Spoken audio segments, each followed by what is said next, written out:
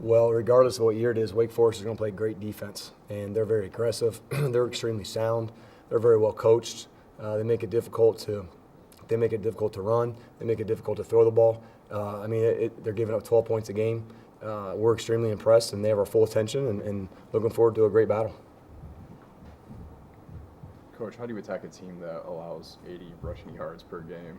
They're going to find a way, but they make it very hard. They're going to load the box and make it tough to stop the run. So, again, they've always hung their hat on that, and that'll be a great challenge for our linemen and our backs and our tight ends and receivers to find a way to run the ball. Ricky had a big year last year, and it's kind of disappeared this year. How do you get him more involved in the offense? I just think it's not a matter of targets or disappeared. It's just a matter of where you're at when the play's called. Sometimes you're in the right spot at the right time, sometimes you're not. And that's when you play fast, when you spread the field, and our outside guys do not change sides. And that sort of happens. So, he's not doing anything wrong, and we're not calling anything trying to not throw him the ball. It's just sort of how it's worked out so far.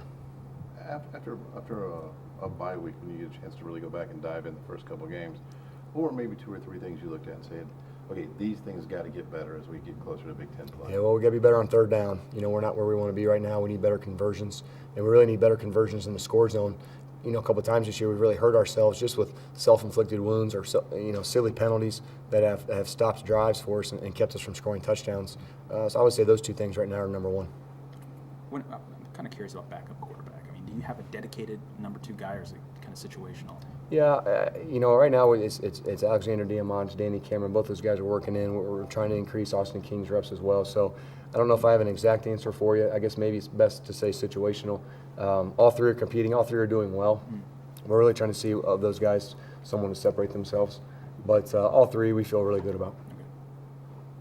At this point in time, do you think Dan Feeney plays? Do you think he doesn't play? I haven't heard much about the official word, and I know Coach Wilson kind of handles all those injury report questions. So right now I don't know. Okay. Is it a big deal? I know he's good, but again, I know Coach Wilson handles those because I don't know. I know Coach Wilson gets all that information. Okay. How much of a luxury was it to have Jacob Bailey, a guy who's started and played and been here for 5 years, be able to just slide right in? Yeah, right. And such a great team player. He's always got a great attitude. Comes to work every single day. Provides outstanding leadership. And this football team, this football season, that's important to Jacob, and he wants to do well, like a lot of our guys do. But for sure, I was excited to see him step in and do well. Have you guys put maybe more responsibility on Wes Martin, having 2 young guys rotating into his left? Yeah, we expect a lot from him, because he's not a young guy anymore, and he's played a lot of football, and he's a very strong kid, and we need him to play strong and physical, which he's very capable of doing. But all those guys, those O-linemen up front, Coach Fry gets them ready to go, and when one guy goes down, the next guy steps up.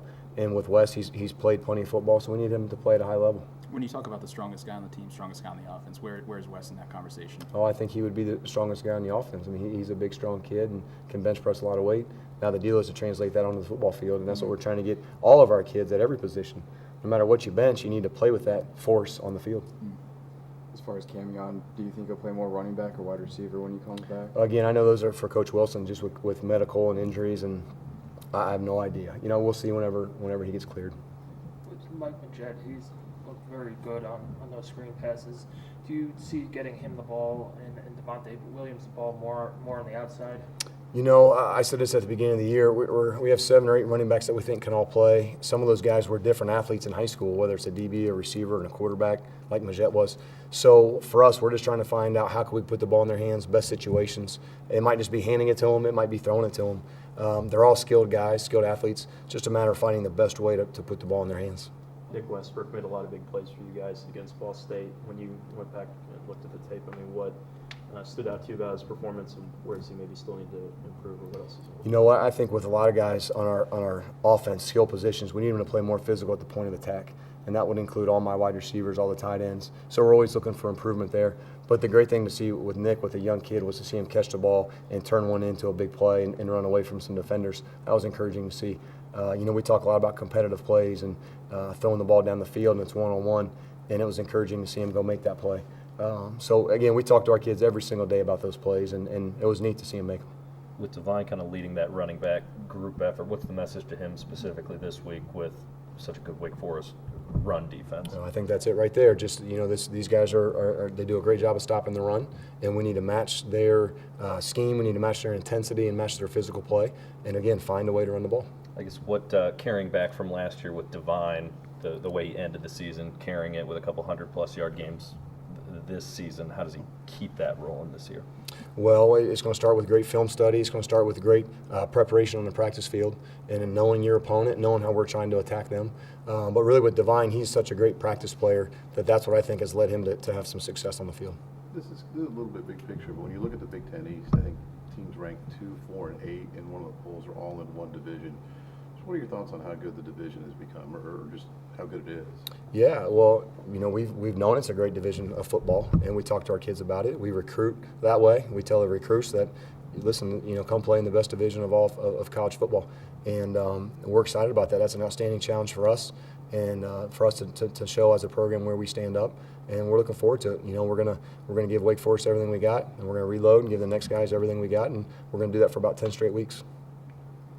Coach Mitchell Page, Nick Westbrook, Luke Timmy, they're all roommates. Have you seen any special chemistry between them on the field at all or in practice? Well, I think that's the reason that they are roommates, is that they did have that chemistry. I think they're good buddies. They hang out with each other. But, that started a long time ago, really, I guess a year ago. But they've hung out. They're very similar personalities, and I think they complement each other really well on the field. Do you think that's really a big reason why they've really stepped up, especially Nick and Luke and the Ball State? I don't know if that has as much to do with it just as being a tight wide receiver core in general.